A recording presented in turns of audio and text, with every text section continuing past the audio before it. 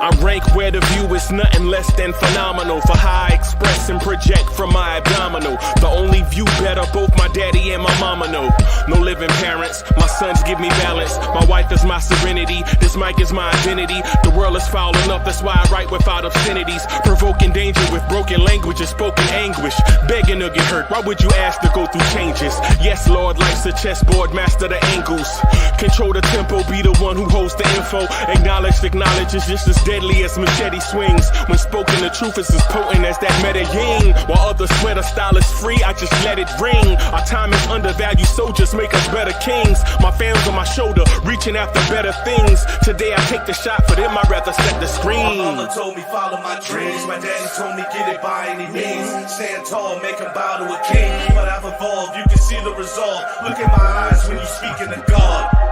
Life and for those who we caught up in using what I was scarred with the muse. I guess they call it proving I'm more than an artist. Penciling out my darkest while stenciling out a harvest. And storing what gets me from A to B, just like garages. Instrumental with collages. Envision what I've been drawing. Broadway to give you rhythm like the great Lena Horne. So bent on, found comfort in the storm. Find peace and on when you see them others perform. Organized chaos, I'll cast it like hey ya.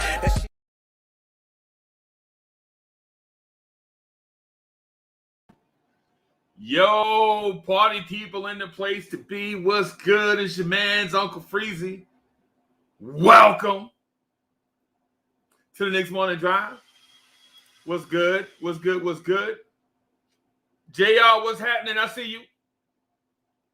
I see you. What's good? What's good? What's good? What's good? So we got a hot topic today, man. And I know it's going to have Knicks fans buzzing, right? Knicks fans are going to be buzzing about this. I didn't just make this up just to stir controversy. I want to talk about this because this topic is legit. This topic is legit. I'm just going to ask you off rip, is this young core any good? Do we like this young core just because they're young? Or do we feel like this young core has something? What is that thing that this young core has? Right? And I was smiling, right, because Knicks fans swear up and down that I hate young players. And I don't. I like young players, right? I love young players, right? I love young players, right? And I believe that somebody in this young core is going to lead this franchise to a championship. Who that young player is yet to be determined. Right? Right? The obvious answer is RJ Barrett. Right? The answer that may be the most questionable, make you go scratch your head. Jericho Sims.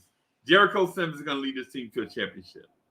Nah, not Jericho Sims. Not Jericho Sims, because usually it's your best player that will lead you to a championship. Or is it? Right? Or is it?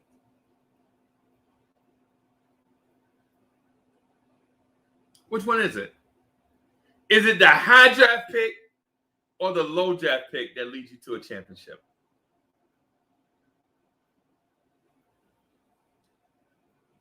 Right? Okay.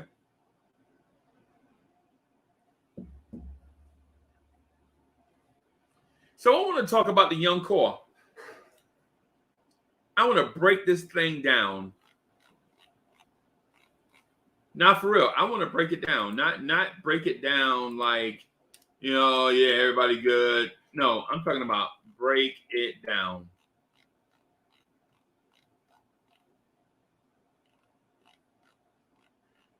I want to break it down.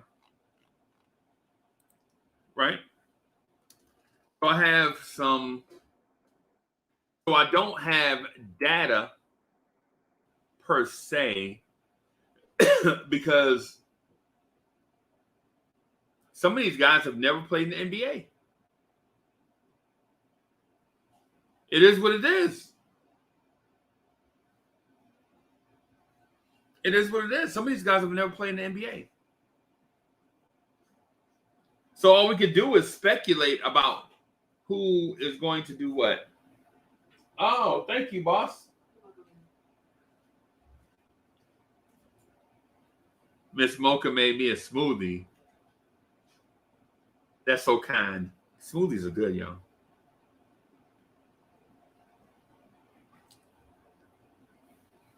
DSJ in the building was good. And a young one will lead them. And a young one will lead them. So here's the thing. Here's the breakdown of it, right? Here's the breakdown of it. A young one is going to lead them, right? He's going to do something. He's going to be anointed. The front office is going to recognize that this cat is the leader. They're going to trade away the veterans that think they're the leaders, bring in veterans that'll support. This young cat is going to lead the franchise for 4 to 6 seasons.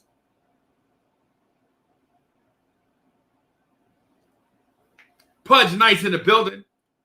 South Brooklyn was good. Right? It is what it is. Or is it? Or is it? Or is it? My guess with this young core is this. Somebody unexpected is going to be the leader of this young core.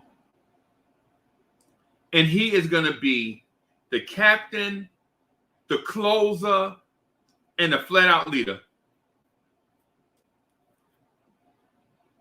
Right? Y'all smash that like button. Y'all listen to Pudge Nice. Y'all listen to Pooj Nietzsche. That just came right off the dome. That just right off the Pooj Nietzsche. Yeah, man. Yeah, man. So the young core. So who makes up the young core? Right now, don't tell me all the young players. I asked about the young core.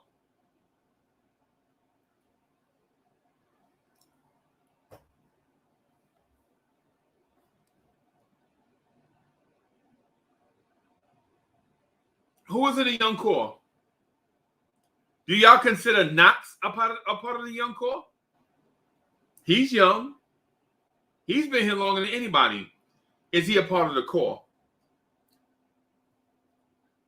You consider Mitch a part of the young core? What about RJ? What about Quickly? What about Obi?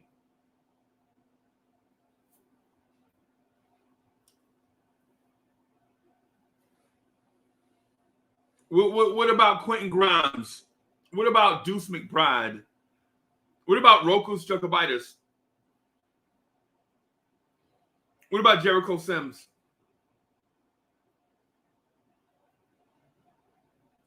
Who is this young core that we speak of, and why is it important that they are a part of the young core?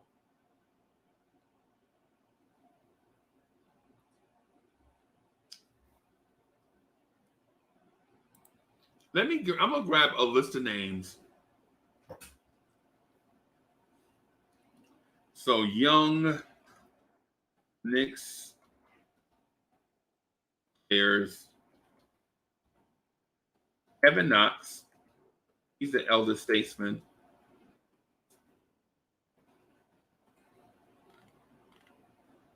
Kevin Knox, Mitchell Robinson. Move his phone out of the way. R.J. Barrett.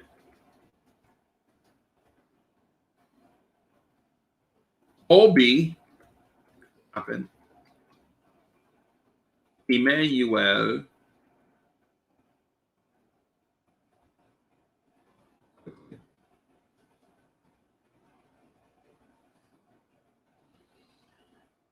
Quentin Grimes, Miles McBride, Rokas, Joe Calbitis, Jericho Sims,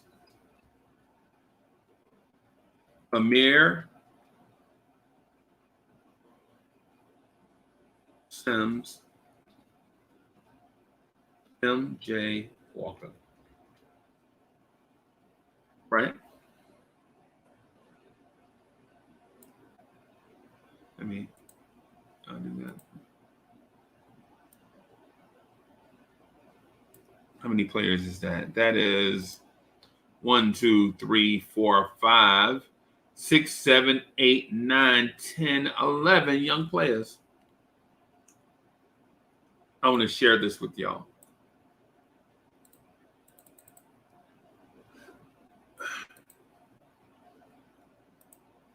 I want to share this with y'all so that we can look at it together.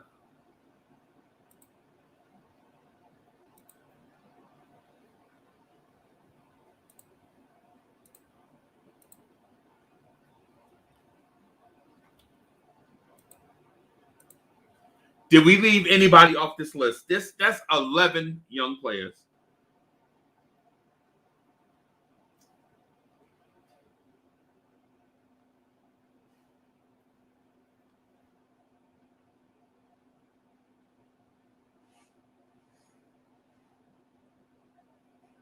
That's 11 players, right?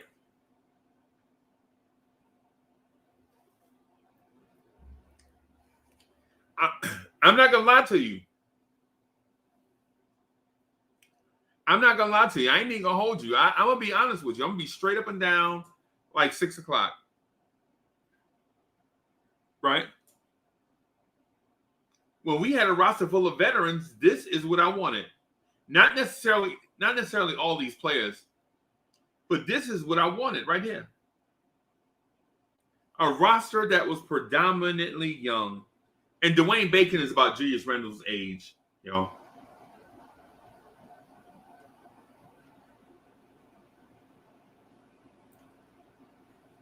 This is about what I wanted. So realistically, only 7 of these players should actually be on the roster.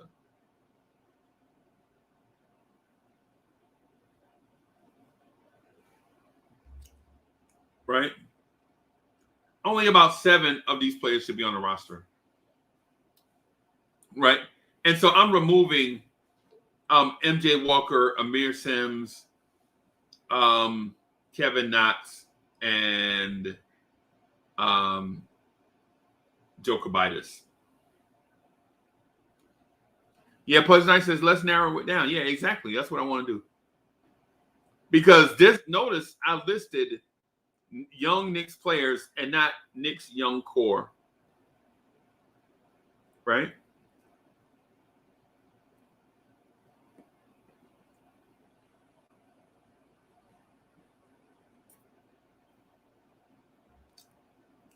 Right?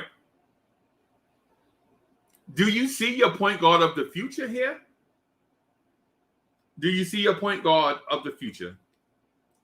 Do you see a point guard here that can start 200 games for you on this list?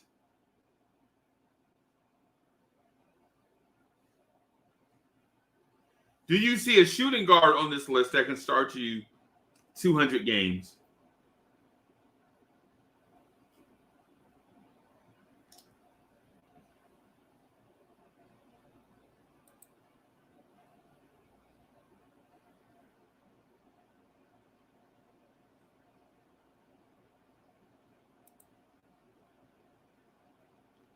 Right?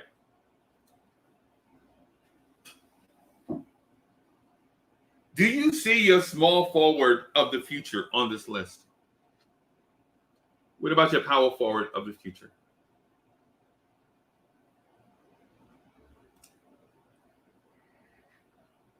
Yo, CWC is in the building. Salute.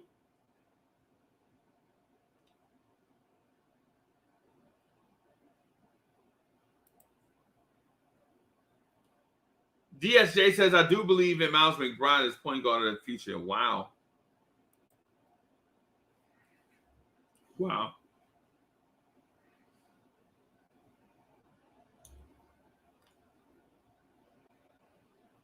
I really believe in Rokas Jokovitis. Stephen Okonkwo was good.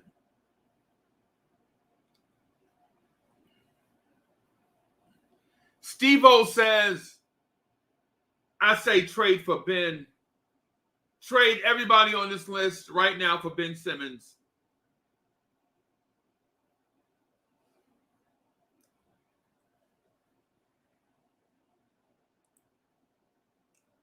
Pudge Knight says, hashtag trade for Ben. Everybody on this list is available in a trade for Ben Simmons. Everybody.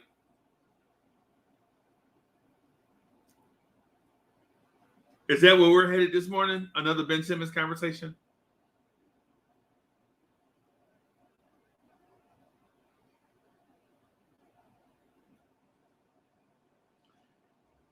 So Cornerstone Kev says, yeah, that trade offer is sick. Do it. Cornerstone Kev says, do it, do it, do it.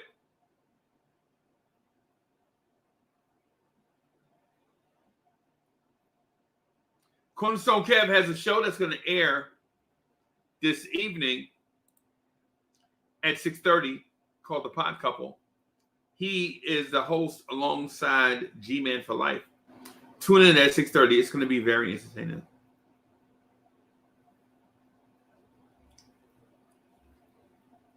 Cornerstone Kev says, hell no. Kev, you not doing a show today? What's going on?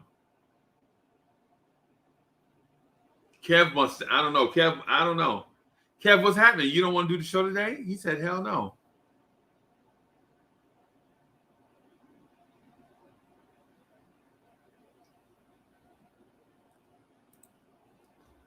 Keyshawn says, don't need Simmons, don't want to talk about it.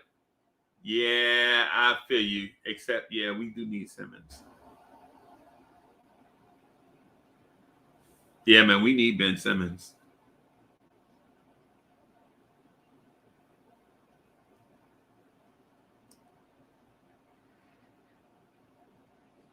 Let me do this.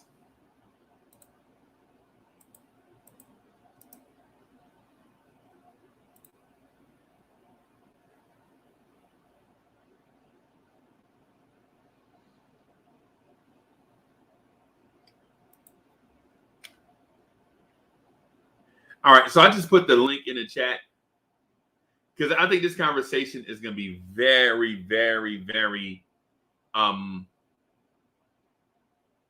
all over the place is the best way for me to put it. Warren Franklin says, we can have Noel to guard team's top powerful. Well, yeah. Soul Finger.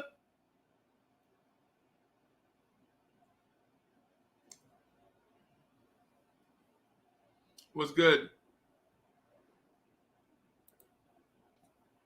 Punch Nice says, yep, here we go. Yep, and here we go.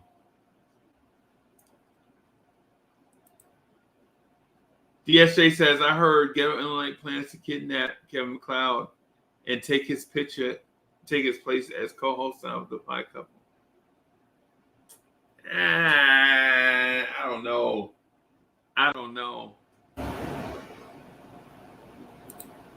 Hey, there he is. Top of the morning. Just finished watching our show. Had a really good show last night, man. Your leadership is essential to what we get done, man. So just appreciate you. But I'm here this morning, man. I'm born into the young guns. 2 years ago, I said, the future Knicks, I'm not gonna know them. I didn't see Randall, as a key part of this team, but I'm happy with him. Don't get me wrong, because he seems. I was worried about him last year. So once he completed last year under Tibbs, in fact, Tibbs, if he gets criticized for anything, Freezy, Tibbs gets criticized for being a creature of habit. Yep. So if anything, we're gonna play at least as hard as we played last year, and we showed that playing hard is effective. But yeah, I'm here for the young guns, man. I'm just worried whether Tibbs has changed that stripe in his system. But yeah, man, this today's about young players, right? I'm here for it.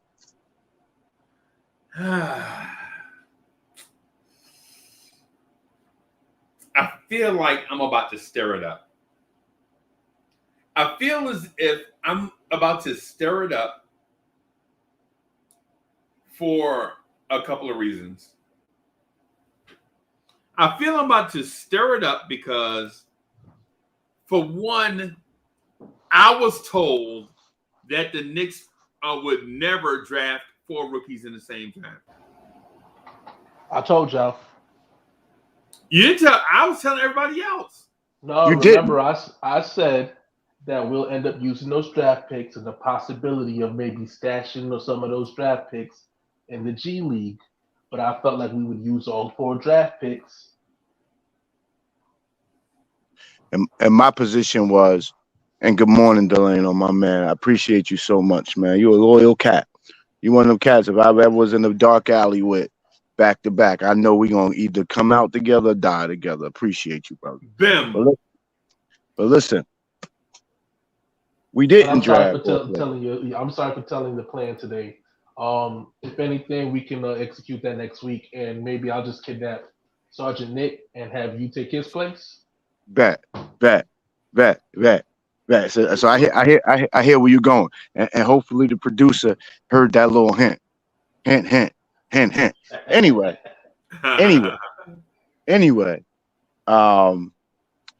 you didn't draft 4 players until you see 4 players sitting on that bench in the top 15. You didn't draft 4 players. There's no way we were adding 4 rookies to the roster. And if you're not on the roster, you weren't drafted. Period. I disagree, bro. I disagree. And the reason why I disagree was this. How are you going to tell me with a straight face that you would rather carry Norvell Pell and what's the other guy? Theo Pinson? Not Theo Pinson, but him too. How are you going to carry Norvell Pell's, Theo Pinson's, and the other guys and say, well, the Rock, I think I was alluding to Taj Gibson. But how are you going to carry Taj Gibson, Theo Pinson, Norvell Pell, and then tell me you can't carry a rookie because the roster spot is valuable? Because, first of all, it's not about the rookie getting a spot to ride pine. It's about you drafted a guy has severe upside, but he hasn't touched it. So why not put him somewhere where he could play somewhere else and grow and see what he's got and really get to analyze how he moves and what he does in the off season and how he sleeps at night, his game preparation. So a lot you can see about a player and teach a player without sitting them on the bench. And quite honestly, it takes a certain type of guy that can sit on the bench and make his money. Even though you say it's the NBA, Theo Pinson looks forward to being a cheerleader during quarantine basketball. Right. He was committed to that role. And you need guys to commit to other things. Everybody can't put the ball in the hole every play. Right. Right. So I agree with you there. But but the point that I'm getting at is long-term value from that roster spot. Right? You know good and well, Norvell Pell is a random. I could get a Norvell Pell from ShopRite right now. Right? A 6'11", decent athlete, hungry to stay in the league. I can find them anywhere USA, right? And when you ask what does Norvell Pell do good, like what's the thing that he brings to the table, none of us know, right? But if you draft Kai Jones, you know Kai Jones can and probably will turn into a Kevin Garnett type impact player.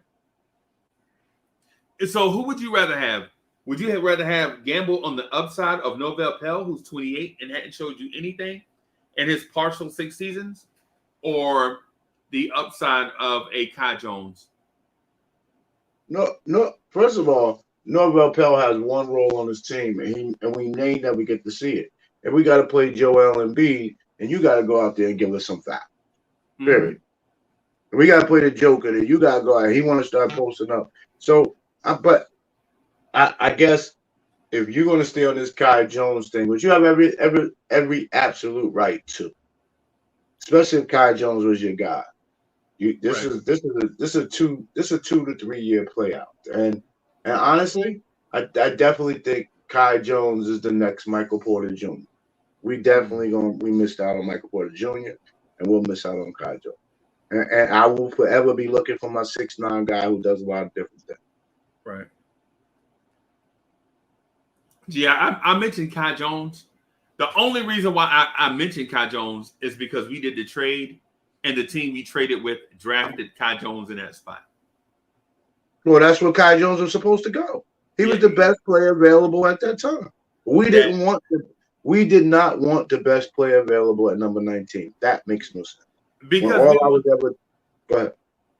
we wanted to save that $5 million. I'll tell you why. We ain't want to bring no competition to camp for Kevin Knox. They absolutely gave Kevin Knox a contract.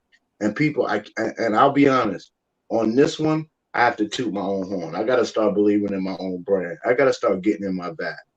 I have been the only person on this network that keeps saying, I don't understand why they read up Kevin Knox for one more year and didn't play him last year and then didn't find no way to improve his value.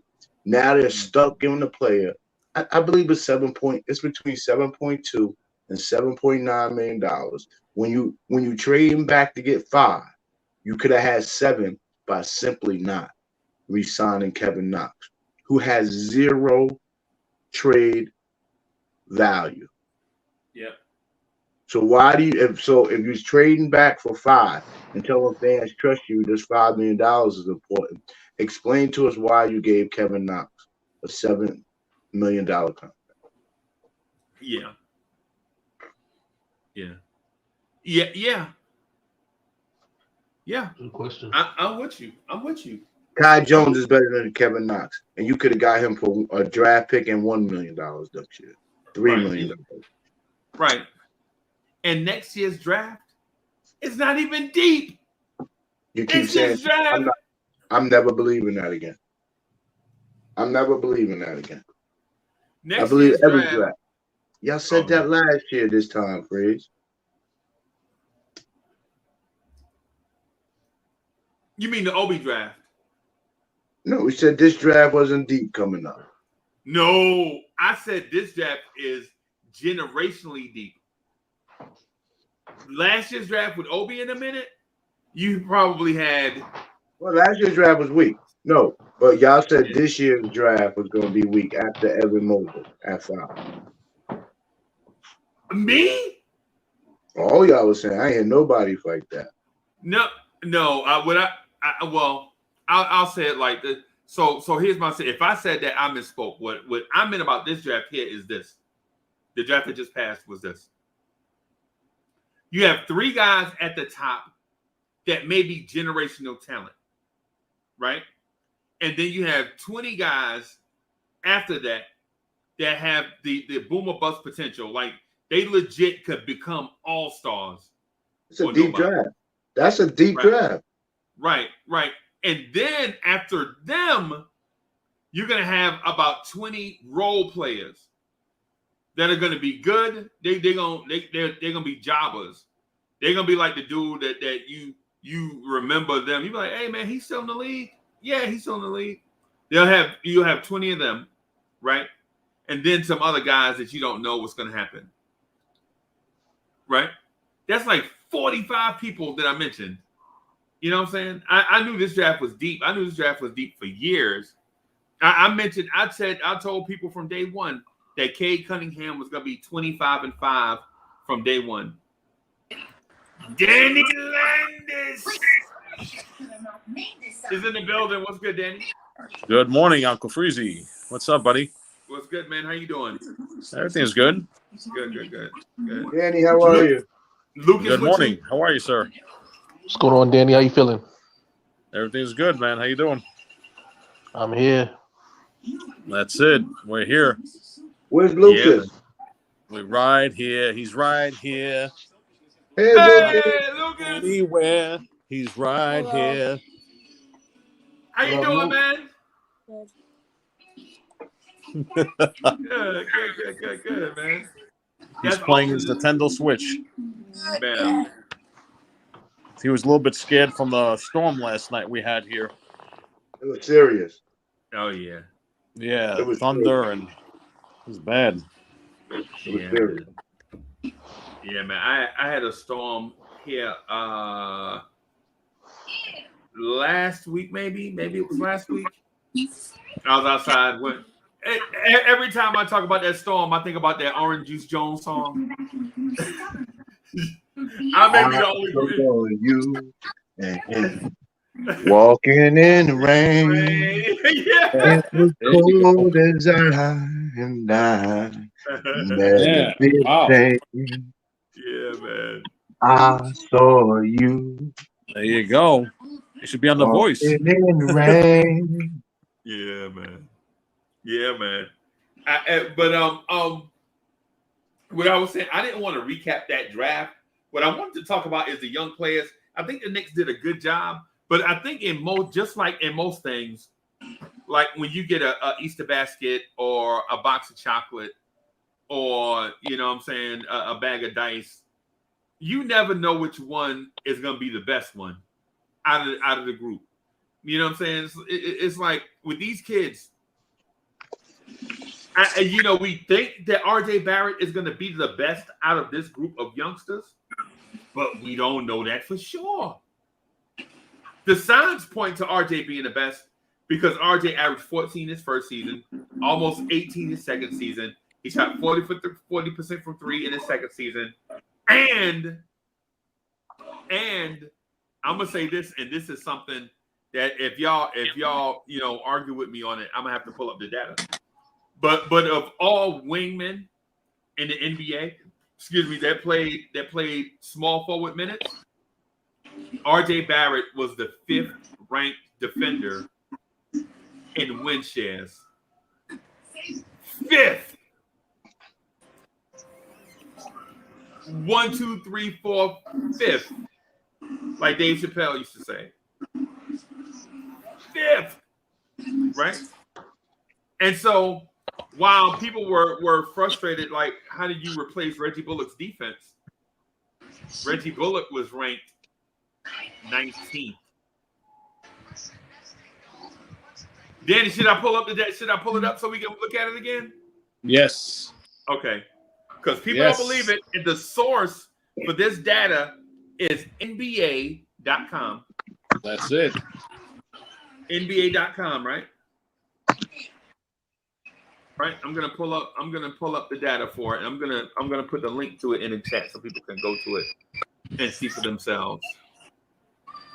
Right. Only thing I saw RJ playing a little pickup ball. He was doing some of the things he was doing. I would hope he would have challenged himself defensively in pickup ball, and he really wasn't. But I don't know. Maybe they do. Maybe there's a rule. Who knows? But look like What do you want? What do you want him to work on? He's been playing a lot. I saw some videos on YouTube. I think he was playing with Bradley Beal and some other people, I think. Jason Taylor, Kelly Oubre, Zach LaVine, Devin Booker. Yeah, but they don't play hard though anyway. They're messing around. Yeah. They go hard offensively. Open run. They go hard offensively. Offensively, yeah, but defense, there's no D. Yeah. Step aside.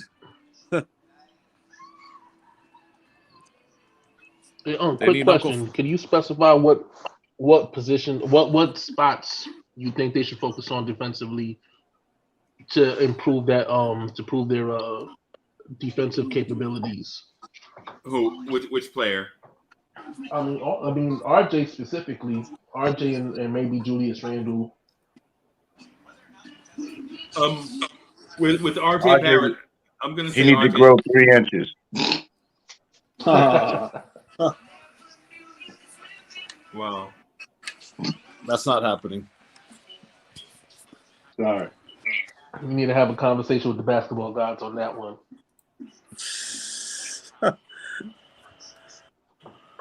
But I say for me, that the one thing I look at is I think that if he was better at protecting the baseline, when people cut the corners and stuff like that, I think that'd be one of the strengths where RJ's defense would impact tremendously. And I've been saying this as far as if Randle was a better perimeter defender and had more awareness of where his assignments were, as far as beyond the 3-point line, then his defense would be impacted. It would impact the defense tremendously as well. I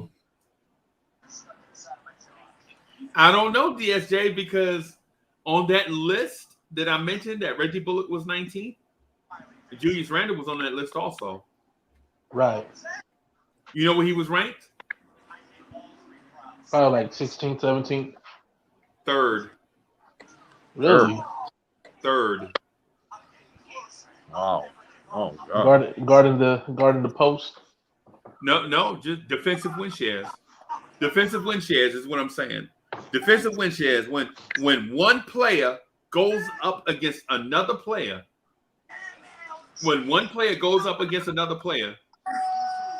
right? You get graded on it. It's called defensive win share. Julius Randle was ranked 3rd. RJ Barrett was ranked 5th. Reggie Bullock was ranked 19th. 19.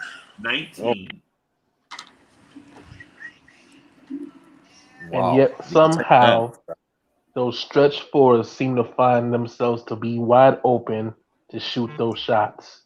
And it's always somebody like Mitch or Nerlens Noel that has to cover those 3-point shots and disrupt that shot. And it's usually Randall's assignment. That's what I'm talking about. I'm not saying that he's not a good defender, but I'm saying points of improvement going forward. The same way with RJ. RJ is great at covering players, but when they cut the corner going to the baseline, it's like somehow his feet kind of slow down and they find a way to beat him, get into the corner and get into the cup. He's not a bad defender, but I see those little things that, that go on in the game, and where I figure if he could improve on those things, that would, again, increase his defense tremendously. Right. Another thing. Oh, go ahead. Another thing that happens to RJ is every defender gets beat on one move. Sometimes the first move. A lot of guys got a very impressive first move, but you got to wait on a second move. Sometimes RJ gets beat on the first move and he doesn't recover quick enough. His first instinct to get back into the action is a little hesitant, and that gets him in a lot of trouble. Okay. And he goes to reaching with them long arms too. A lot of times when he get beat with the first move, he'll just start to reaching, and it looks bad at times. Hey y'all, so my internet is super slow. I'm trying to pull up I want to put it back on the screen. I had it up last week, and I'm just having not trouble finding it, but the speed at which the internet is moving is kind of frustrating. So I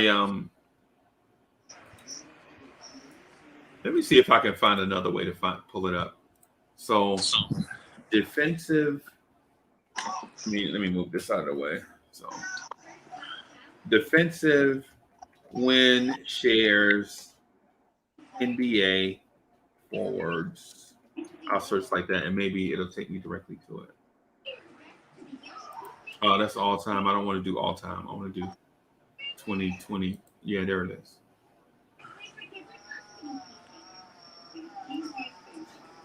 Okay.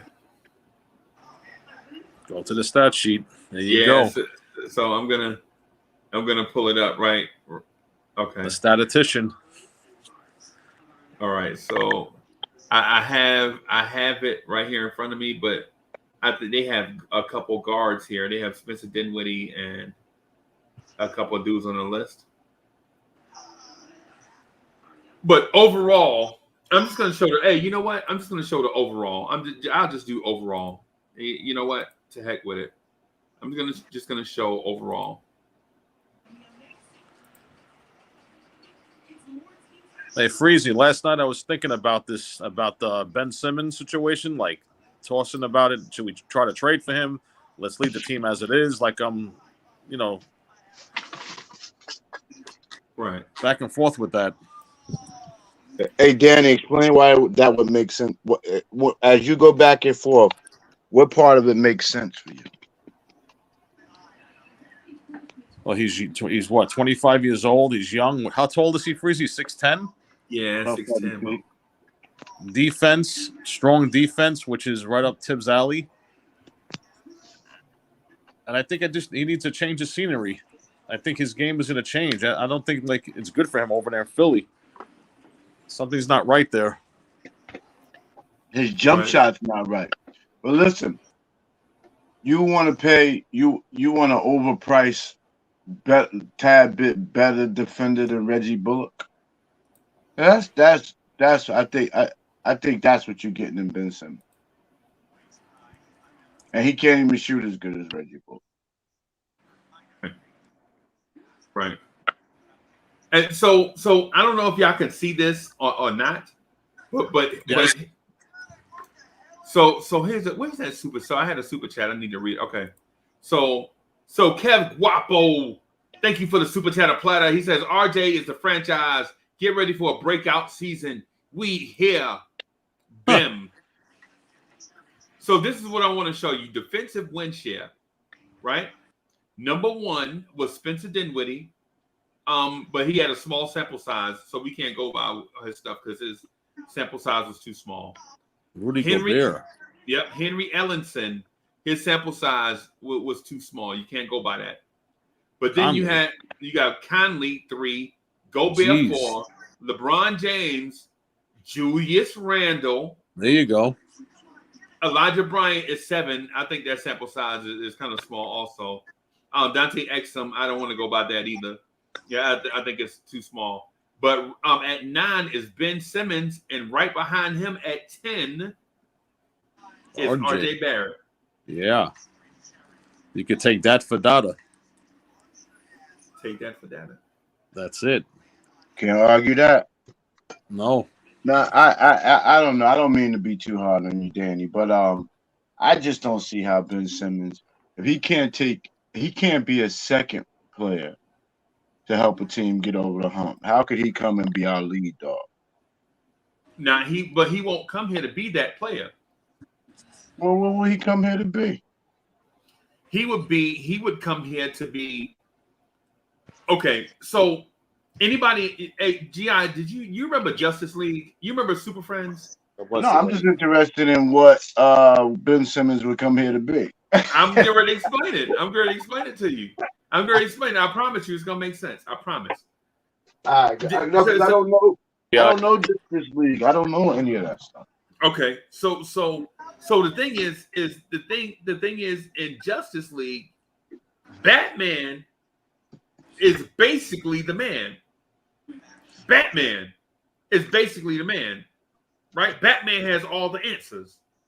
When like say if they need to fight a supervillain or something, then they send Superman, right? But Batman has all the answers. He's a smart guy. He's the clever guy. He's all of that, right? Superman is there as a supplement, right? Right? And that is what Ben Simmons will come here to be. Julius Randle handle the offense. RJ Barrett be the second option scoring, right? Ben Simmons comes to be the maestro, right? To supplement, to be the super supplement, right? And then defensively, Ben Simmons can guard everybody in the conference from Trae Young all the way through Giannis and Kevin Durant. Somebody tell me right now, who on the Knicks roster can guard Giannis Antetokounmpo right now? Who on this roster is the same size as Giannis Antetokounmpo? Not even the whole team could guard him. Right? Except if we had Ben Simmons, they're the same size. Ironically, the same size, the same athletic profile, right? All the things that Giannis has over everybody else, he does not have over Ben Simmons. Size, speed, muscle, whatever it is, he does not have that over Ben Simmons. Giannis is a freak in nature, man. He takes him like 2 steps to get from the free throw line to the basket. Right. And he's like, what is he, like 260? So NBA.com has him listed as 6'11", 242. Soulfinger, what's good? What's cracking, fellas? What's cracking? Hey, Good morning, Soulfinger. Yo, what up, man? You know, hey, I just wanted to slide in. I saw my man G.I. was in here, and I saw which way he was going. And previously, you know, I do pick up a lot what G.I. be putting down, and you know, I see people want to kill G.I. with some of the takes. Some love him, but you know, G.I. got the controversial takes, but I love him. Can't front. Right. G.I. is our guy, bro. G.I. is great. Him and Free Keith together are great. Those guys are great together. Yes, sir. And so for the record, sometimes, well, I have a reputation. I don't know how accurate it is. That I have a reputation of stirring these guys up before they go live. G.I., is that accurate? Why would you get that reputation if that's what you actually do? I mean, God forbid you're known for who you are. Right. He stirs the pot. You stir the pot. Yo. And then he'd be like, all right, I'm going live. And we'd be like, yo, he did. I said, Keith, I think he turned it on. He was like, did he? I said, yeah, I think we're out on stage now. I think he opened the curtain. I was like, do the introduction. Yo, it's so raw. It's so authentic. It's so authentic. That's what I enjoy about it. I have to do hit and run. Man. And I have to do it in the video chat, because if it was real life, I think Free Keith would try to put his hands on me. Yeah. You know what I'm saying? Because I said something to Free Keith yesterday before we went live. He's like, what? And I was like, hey, man, we live. He's like, you know what? I'm not even going to do this backstage. And Freezy said, I know you're not, because you live. He was like, how long we been live? I said, look in the upper left-hand corner. He was like, yo, man. For 2 minutes? It was wild. It's authentic. Yeah, man. But shout out to the pod. I'm ready for the pod couple of nights. Stuck in the house after the storm, so I'm gonna clean my man lab up, get it football season ready. And you know, right behind football season, after the few weeks I probably be crying about the Cowboys defense. You know, I have very limited faith in it. And so, you know, after that, we'll be in training camp. And that's when me and Free Keith really turned up. And, you know, we make Freezy put on his good stuff, them shiny shoes with the big pins in them. And, you know, we get popped. Bam. Bam, bam. Yep.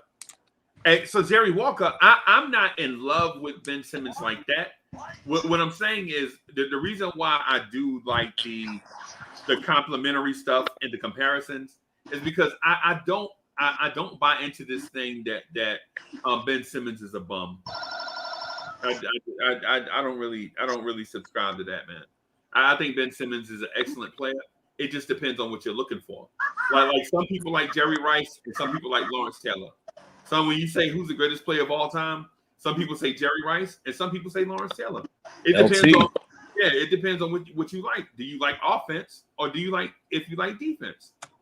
You know what I'm saying? I was at Giant Stadium in the game where Joe Montana scrambled away from who was 58 for the Giants? I can't remember who that 58 was.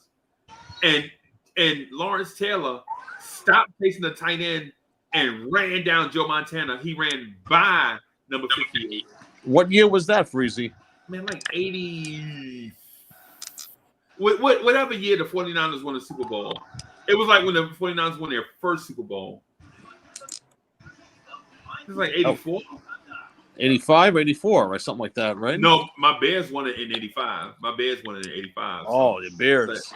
Yeah, so it must have been like 84. It might have been like 80. Yes, it had to be like 84. Because the Redskins were still good too. So yeah, it must have been like 84 or whatever.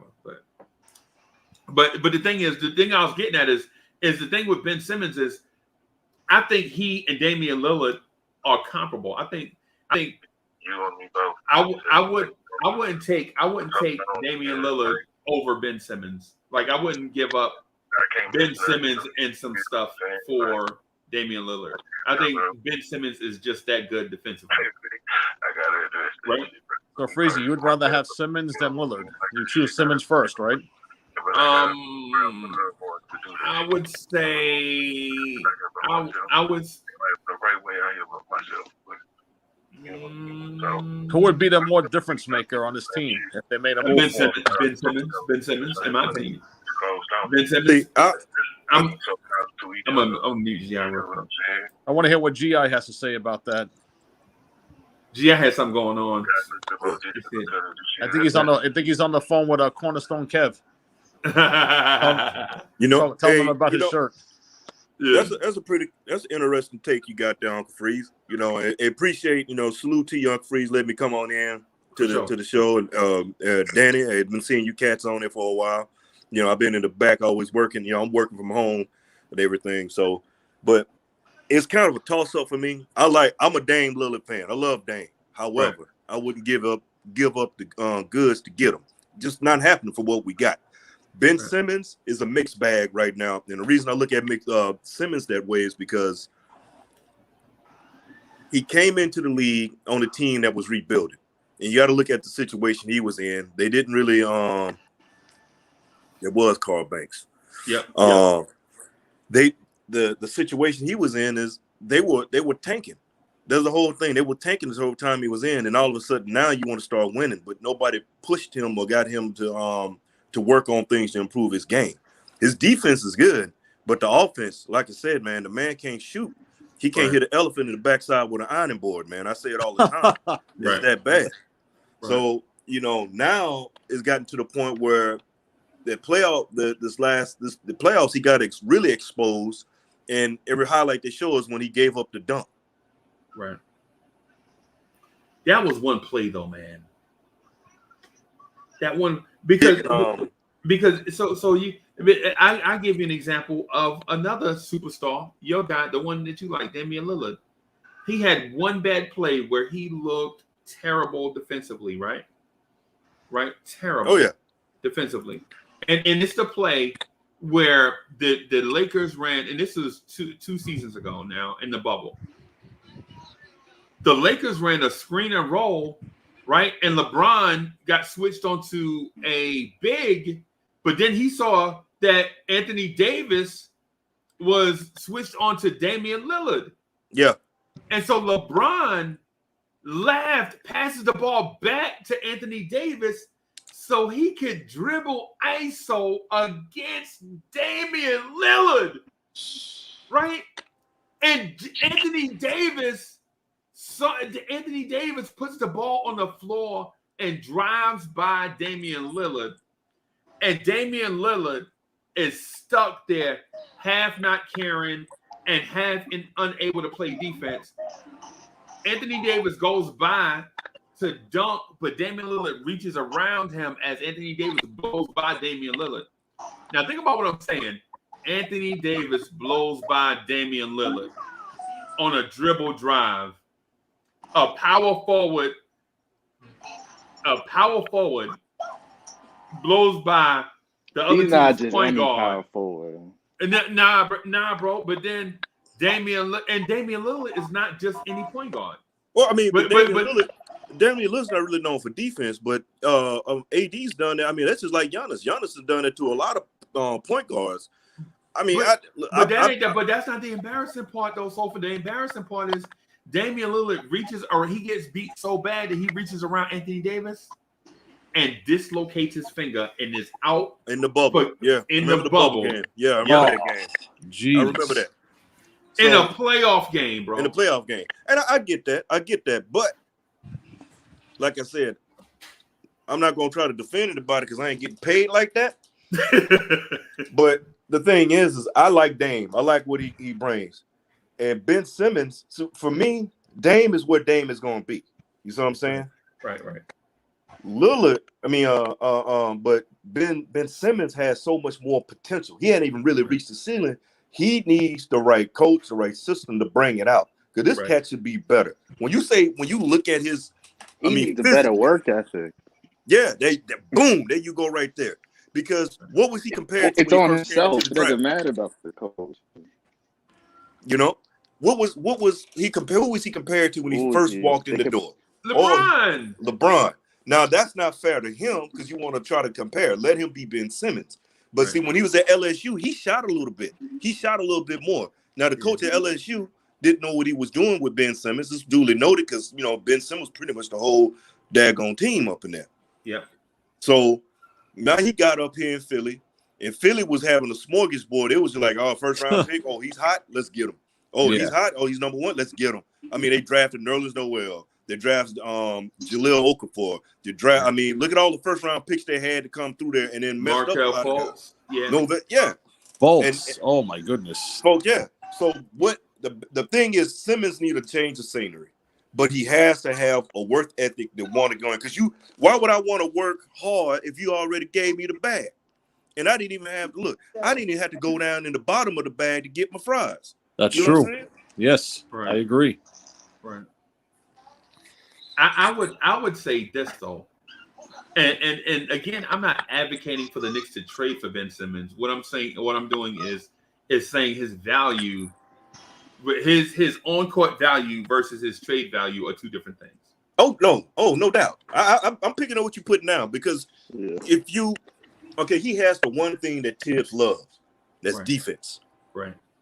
But he doesn't fit what we need is offense. Offensively, we have a lot of offensive power right now on the squad. Yeah, with Kemba and Evan. Yeah, and Derrick Rose. Derrick Rose is Derrick like Rose, Derrick Rose. And Alec Burks. Burks too. Yeah. It's not just offense, though. You got to remember him and Ben Simmons. I mean, him and Joel Embiid was going back and forth. Like there was always rumors of maturity issues with Ben Simmons. Yeah, it's not just his offensive game. It's just he's not thick-skinned. Like you can see there in Atlanta, he throws under the lights. You think Thibodeau wants someone that's so thin-skinned, and he wants to hide and run away from his team. But I think Embiid is a little bit of a head case too. It seems like he's a little off, right? Freezy, what do you think? Yep. It looks like that. But Embiid was putting up numbers with a messed up leg. You can disrespect that man. Yeah, Well, no. So the thing is, I'm not saying that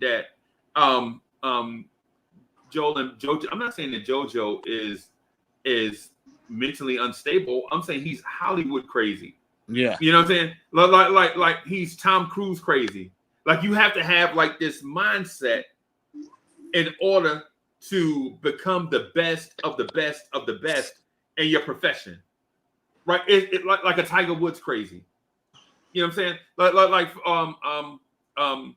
Like a Michael Jordan type mindset, where Michael Jordan is not the most athletic dude to ever play in the NBA. I'm just gonna break that news to everybody. But the thing that took him from being in that upper echelon of great athletes to a psychotic winner is that little bit of thing that Joel Embiid has. You know what I'm saying? Because think about what physical trait does Joel Embiid have that Mitchell Robinson does not? Joel Embiid could shoot. He can shoot. No, I'm talking about his size. Gift. He's just naturally a big man. He's big. And Embiid built like a brick house. But isn't Robinson bigger now too, Freezy? Yeah, so but Mitch. The thing is though, Mitch, the thing that scares me about Mitch is he put that weight on and he got that bad will, that foot, you know, after a while, you know, some people not built to carry a lot of weight. Yeah. No, you know. Oh, that's true. Ben Simmons is just naturally built like that, man. So much so they had to get him off them. What was he drinking? Those Shirley Temples. So they had to get him up off. No, you mean Joel Embiid? Shirley Temples. Joel Embiid. Yeah, Joel Embiid had to get off them Shirley Temples because you know he was on them things kind of tough. Yeah, man. Yeah, man. And so what I'm getting at though is the thing that separates Joel Embiid from everybody else is the drive to be better. He's got that killer instinct, yeah. Right. Because he had skills. He's got when Joel Embiid was at Kansas, he was injury prone, ironically. Coming out of high school, he was injury prone. Right? The reason why Andrew Wiggins was the number one pick was because Joel Embiid got hurt and missed the season. Remember, Joel Embiid went third, remember?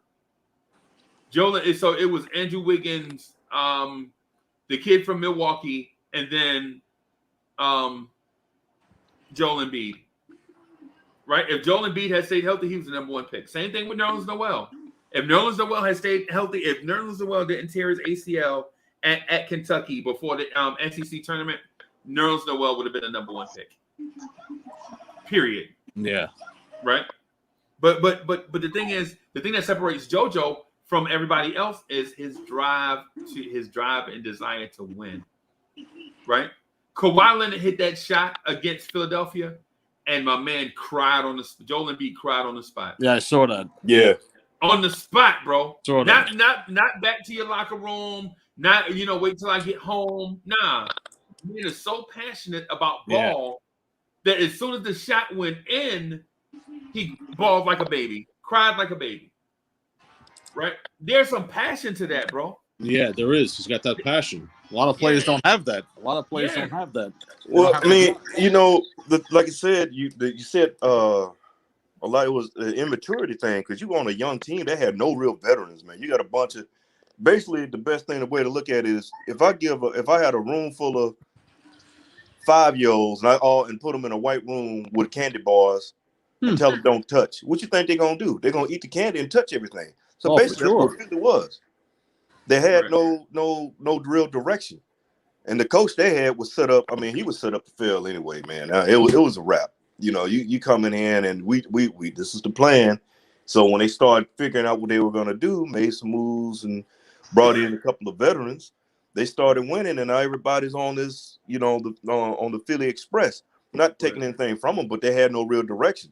And Embiid and Ben Simmons had beef. You know, he was sensitive about a lot of stuff. You know, and his game even regressed even more from college. Right. To the point where you could even tell you couldn't really get him to even try to launch anything at the rim. At least once in a blue moon in college, he'll throw up some. Right. Maybe once in a blue moon, but now it was the first in everywhere we ever saw him shoot anything. Yeah, well, that was funny. Yeah, that was hilarious. Yeah, hey, but Freezy, I got a comparison for you. I'm gonna throw it at you. You tell me what you think. Ben Simmons compared to Anthony Mason. Lockdown defender, couldn't shoot that great. Rebounds. What do you think about that? Compare those two. I think both are, when you're talking about physique, I think both are different when you're talking about not only being 240 pounds plus, but also having the agility of a guard is what separates those two guys from every other guy that was 6'7", 6'8", 240, whatever. I like Ben Simmons' handle in the open court better. I like Anthony Mason's handle. Because you remember Mason used to bring the ball up too. Remember that? Yeah. Because he had that high dribble. Remember that funny dribble he used to have, like he was palming the ball. Don Nelson started that with the point forward. I remember that. Yeah. Don Nelson actually started that in Milwaukee with Paul Pressey. Paul Pressey was a small forward, right? Yes. And so they had guards that would like to get out and run. And so they were like, hey, if Pressey get the rebound, just go. No, you don't have to bring, because the thing is so I'm gonna age myself and probably some others in the chat too. Back in the day when we played ball, if a big got a rebound, we were taught elbows out, ball over your head. Yep. Guard comes gets the ball. Get the ball. You never break it down because little people snatch it. Right. The first thing you do, once you get it, you get a wide base, get wide. Elbows out, ball up top, you know what I'm saying? And just wait there until a guard come in your vision, right? And then, even then, you couldn't even throw a 15 to 20-foot pass if it wasn't like 10 foot where you could bounce into your guard. You know what I'm saying? They didn't trust you to even throw long passes, right? You had to, or is either hand the ball off or a very basic bounce pass, and then get down and set screens and rebound, right? Paul Pressey would get rebounds, right? And he would push it. And the guards, I think it was Sidney Moncrief and I forget the other guy. They would go, and tell me if you heard this before, but they would go and spot up at the three-point line, which was a novel idea at the time, right?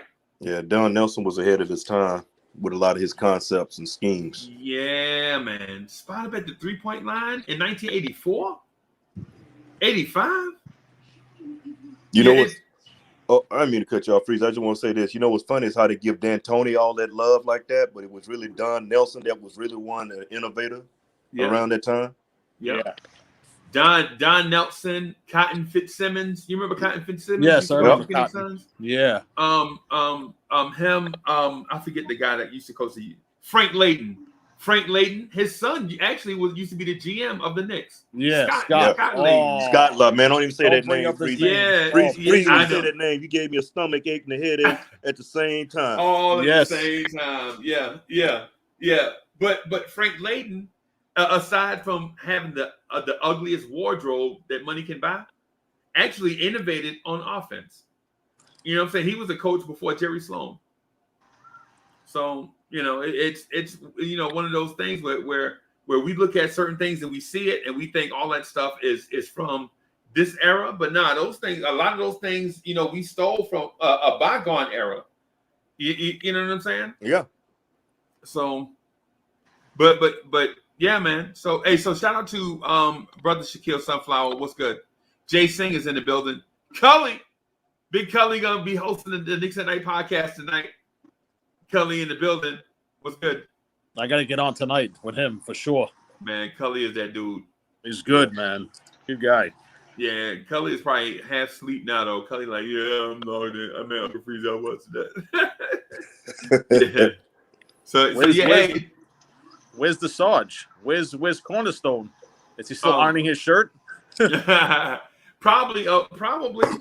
Knowing Cornerstone. No one calling Stone Cab, but I know for sure that they are going to be ready for the Knicks at Night podcast tonight. I mean, the pod couple tonight. I know they're going to be ready. Oh, yeah. So yeah, I figured Cornerstone would have popped in here by now. That's I'm surprised. He's probably still sleeping. Yeah. So Danny, what do you think about the young core? Do you like the young core? Yes. And if you like it, what do you feel like is going to be the thing that takes this young core over the top? It's giving them playing time. They got to play. Tibbs has got to come off his rotation thing, which is what, 9, 10 men at the most, right? He squeeze these guys in. You got to put these young guys. How do you get any better sitting on the bench or just playing in practice? Who do you play them with? So do you play a young guy with the veterans, or do you play the young guys together as a group? You can mix them up, mix and match, put them in. Even if with like 3-4 guard alignments and have a Randall or someone else playing center, like you could change it up. Like there's so many things you could do. That our team is so deep this year, Right. Wouldn't you do that, Freezy? Mix it up, put a lot of small guys together. It's not really a big man's game anymore. It's not a center's game anymore. Believe it. So what do you? So are you mixing it up based on skill, or matchups, or speed and quickness, or 3-point shooting, or so how do you mix them up? I'm mixing them up just to get these young guys in. Like, okay, I want to see Deuce. I want to see Grimes. I want to see Sims. I'm sure we're going to see Sims because Noel. Something's going to happen with him. I've never seen him healthy for a whole season. Right. So they got to bring that guy up. Right. I want to see the young guys that, like I said, it's fair. You get better by playing, not sitting on the bench. Yeah. True.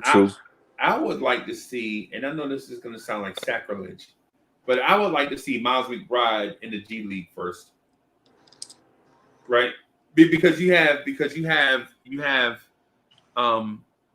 D-Rose, Kemba, Quickly, Burks, RJ, Fournier, all able to do ball handling duties.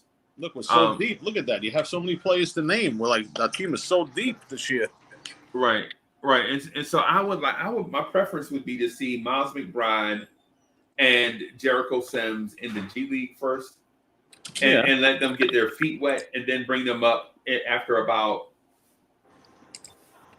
10 or 11 games in the G League. I don't want to see them down there the whole season, bro.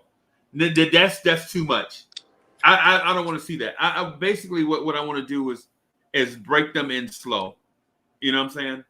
Not break them in slow, but break them in but still have them feel like they're a part of the main club. You want to ease them in slowly after you ease them in a little bit. Just don't throw them kick them in the deep end. Like right. I don't want to do a Frank Ntilikina thing. Throw them to the Wolves. What? I don't want to do a Kevin Knox thing. Throw them to the Wolves. Yeah. You know what I'm saying? Can I say something on that though? On regarding like Knox and Frank. Right. Knox was at first he had love because of Fizdale. Fizdale loved him. He the one who beat on his chest, jumped up and down on the floor like a little bad kid on the bed. He wanted Knox. Right. And then with Frank was a Phil Jackson pick. And Frank that nobody really wanted. By the look, nobody really wanted Frank. And Frank didn't really feel a need. He couldn't get nothing to go on anyway. Unless he was playing FIBA ball. Right. These rookies we got here are like none of the previous those two guys, because the one thing they all got is dog in them. That's something that I haven't seen in those other two. They already got that dog that you see that they fit into the mindset of the Knicks culture, that grit, that grime, and they get up in you like a wedgie when they play defense. They up on you. I'm a deuce. I'm on that deuce. They had the Frank Hive. I'm in the deuce. You want to call it the deuce hive? I call it D block. I'm down in D block, man. I like Deuce. I like Deuce. I like his game, and IQ is going to be looking over his shoulder because of how Deuce, what he does. And Deuce is a straight up point guard. He's a point guard that can roll to the two. He doesn't have to worry about looking for a shot. He knows when to pick his shots a little better than IQ. That's just the way I look at it. I like it. When it comes to Sims, Jericho's going to probably be the one down in the G League because it's just a matter of time. Nerlens did have a history before injury, a lot of injuries, but he played pretty much majority of the season last. He played nicked up. Right. Mitch has been playing. He hadn't had a a longer season. He's the wild card with his injury. So I can see Sims getting pulled up before anybody. Grimes is gonna probably. Hey, what's your song? Wait. You said that you think Sims is gonna get minutes before everybody else? No, he's gonna get pulled up from the G League. Sims is gonna go down to the G League before the other two. Exactly. Right. He's gonna go down to the other two because I can see if Nerlens or Mitch go down. Granted, we got Taj. You're gonna need another big body. They'll probably pull him up to sit him there just as a insurance spot. Or because other than that, they're gonna be doing your song, Splinters in Your Behind. Yeah, and it's not because they can't play. It's because the Knicks, for the first time in a long time, have quality depth across the board. That's what we hadn't had. When the first and everywhere, and Danny, that's the first and everywhere we ever had this like that. Right. Yeah. Right. So I agree with you, man. I'm 100% on that. I'm not saying that these kids can't play. I think the kids can play. But will they play? Can they get on the floor? That's the question.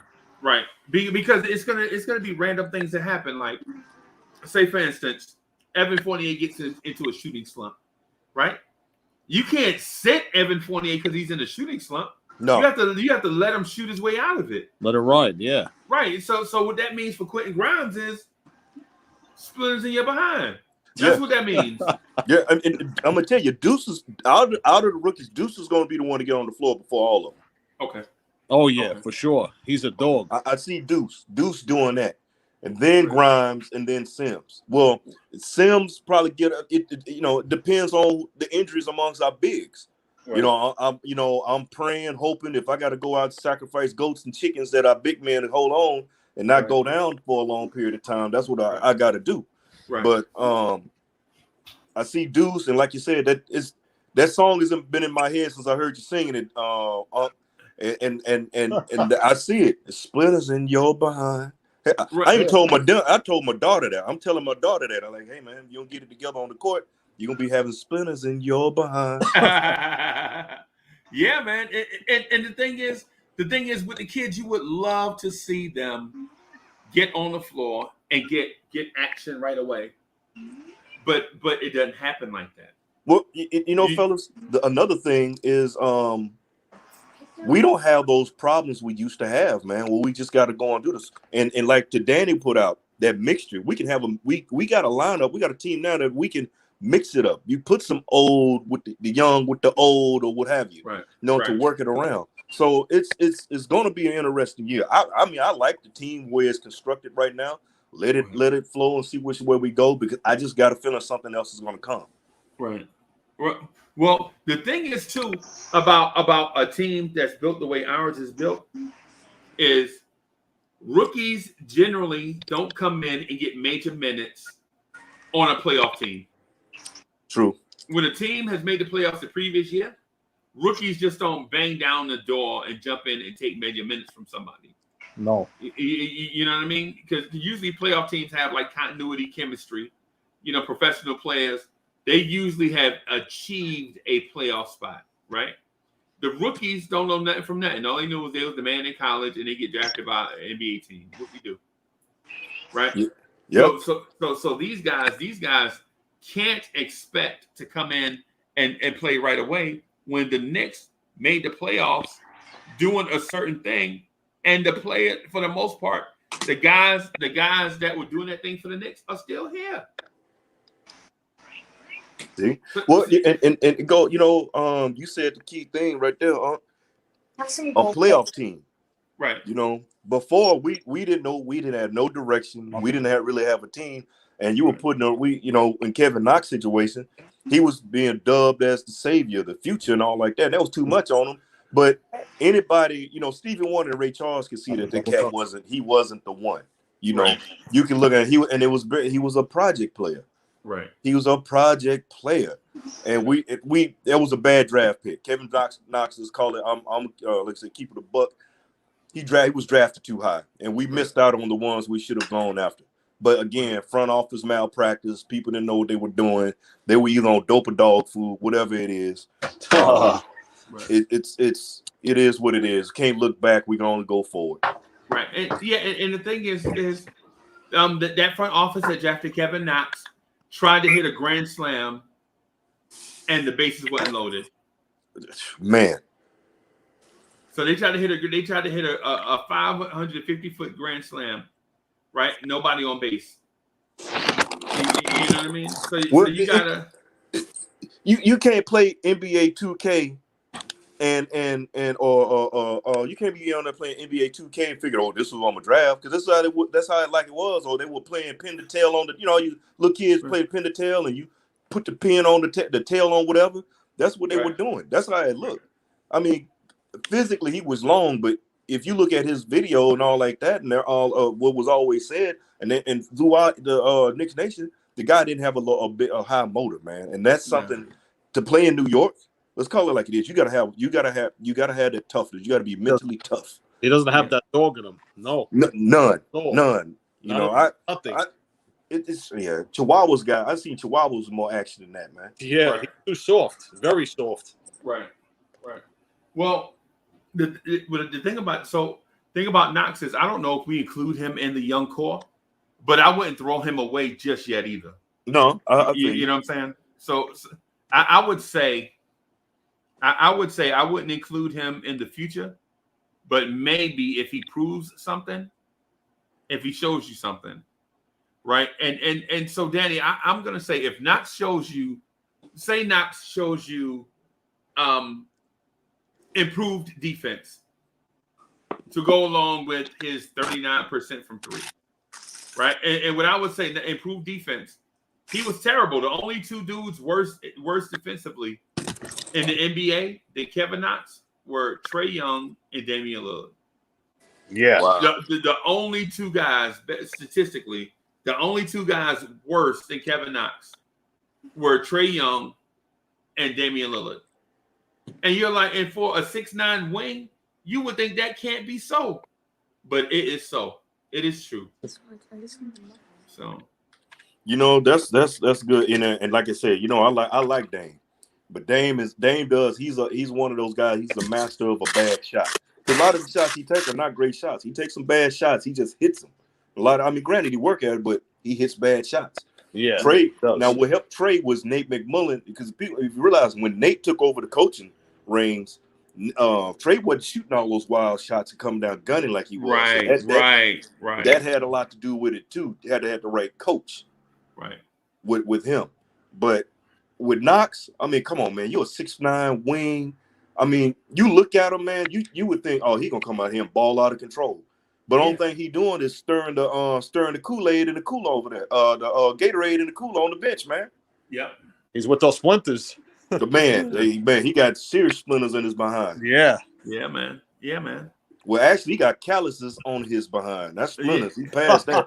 Yeah. And so now that the team is 10 deep before you even get to Knox, I can't see him dipping into major minutes unless he shows that improvement that we think is coming. Look, the only thing though is I don't see it. I was gonna say we're speculating though. No, his front office, a lot of things happen for Knox. I feel bad for the cat. Now I'm one of those. I would rather see him out of New York to get a better start. Seriously. Yeah. Right. Get a better start because right now just me, I can speak for me. I can't speak for anybody else. I stood a better chance in a snowstorm in a tank top than seeing Kevin Knox get on the floor and give us some action. Seriously. Yeah. If Kevin Knox had that drive, he'd be in there, but he has no drive. He got the physical gifts. He just got to put it together, and it's the thing between his ears. That's one of the main things. That thing between his ears, man. Yep. That, and you can't have your heart pumping Kool-Aid, man. You got to go out there and go get it. Go get it. That's the other thing too. So let me ask you this. So the Knicks, I consider the drafting Porzingis as a win. I think we hit on a Porzingis draft, right? Yeah. We drafted Porzingis. He wound up being elected to the All-Star game. We wound up getting 2 first-round picks, DeAndre Jordan, Wesley Matthews, and who's the other person in that trade? Dennis Smith Jr. Dennis Smith, yeah. So we've got Dennis Smith Jr., DeAndre Jordan, Wesley Matthews, and 2 first-round picks for Porzingis. Right? People were like, and people will say, "Oh, we should have held out for more, man. We should have did blah blah blah blah blah." Yeah. But the thing is, though, is that with the draft picks, one of them is Quentin Grimes, right? So Grimes and IQ. Oh yeah, Grimes. Yeah, Grimes is one. IQ was the Clippers pick. Right. And so now you have basically that pick for next year, and you have Dallas's pick the following year too. You know what I'm saying? So you know, it is what it is, bro. I think we won out because I like the trade. Because first of all, you had the national media saying we messed up. That was a dumb trade to do. Blah blah blah. But the thing is addition by subtraction. Seriously, if you think about it. Yep. And why would you keep a player that's disgruntled? And the other thing is, it wasn't just him. I mean, his brother was causing a lot of problems too. Yeah. So you got to take that in account. Hey, Soulfinger, but the thing about it is what people miss on is without that trade, we don't have what it takes to get Derrick Rose. Exactly. Yeah. I mean, basically, we got Derrick Rose out of the Porzingis trade because we got DSJ, who we in turn flipped for Derrick Rose. Exactly. And Derrick Rose, Freezy, he's back. I was watching highlights of him. His moves are yeah, right, phenomenal. This may sound crazy where I'm gonna put it, but this is kind of like a very, very small flip version of what the opposite version of the Ewing effect. You know, because the worst thing that happened to us is we traded Pat the way we did, and we haven't been the same. But trading KP, it turned us and sent us in a better direction. Instead of us going, we're trending up. Right. If you look at it, and then all the other moves that happened, because if we wouldn't have traded KP, we wouldn't have Randall. We wouldn't have got Randall. Wouldn't have Rose. Wouldn't have gotten Rose. Wouldn't have all these other guys and all the picks and all the other stuff the way it's going. So it fell into place. Okay. All right. Hey y'all, I gotta run. I gotta get out of here, man. All right, I got some stuff to got. Man, I hate doing short shows, but I got to do something before I get on with the pod couple and AD was blowing me up. So or hit me up. So what time is that tonight? Is that 6:30 or 7:30? 6:30. 6:30. Yeah. So I got basically what it is I'm working with RC Creative. I'm doing a video, RJ Barrett and a Julius Randle video, and I got to get the stuff done before. Man, it's just a lot of stuff going on. Blorange Tears, man, we stay busy, so we're gonna start doing videos also. Never sleeps. Blorange Tears never sleeps. Never, bro. But that's why you're the best network on YouTube. Hey, we're trying, bro. We're trying. So anyway, I'm gonna go. I will holler at y'all at 6:30 tonight. Y'all be peaceful, and we'll holler. All right.